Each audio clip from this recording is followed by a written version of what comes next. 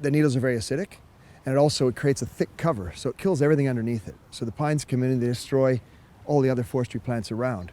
Michael and I both have children, and we don't want our kids to grow up and not see the beautiful New Zealand that we're growing up in. Have you ever wondered where your bottle of essential oil comes from? Who it touches and impacts along the way? This is the story behind the story. This is Behind the Bottle. Did you know that a pine tree could be a pest? This may look like a harmless Christmas tree.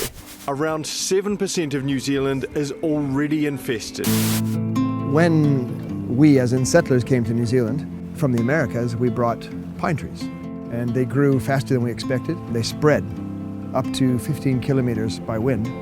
We ended up with a big wilding pine problem. It's an absolutely beautiful tree, but not in the right place. You have all these different forest species surviving in the same area. When a pine tree comes in, the needles are very acidic, and it creates a thick cover, and they destroy all the other forestry plants around. So there's nothing stopping them. I was brought up in this beautiful place, but I've seen it change over time, and this introduction or invasion of wilding pines. So I always, in the back of my mind, even from a little kid, wondered about kind of cool ways to try and get on top of them. Douglas fir essential oil is actually the only way that we can clear these smaller trees. There's no other application, but we're so lucky because it's those young trees that make such beautiful essential oil. You know, the trees Michael and I took out today don't have a huge impact on the mass of trees out there, but by making oil and selling oil and having oil consumed around the world, the story of what we're doing comes back. It's very hard to tell people that there's a beautiful, beautiful tree, but it needs to be taken out.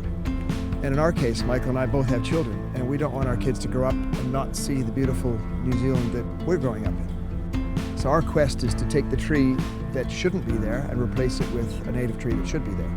It's been amazing to grow what was just a small idea, and with the connection with doTERRA turned into something so much larger and so much more powerful than if we did it by ourselves.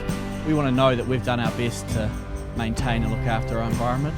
I'm excited to be able to be playing part of making things better and for my children, really.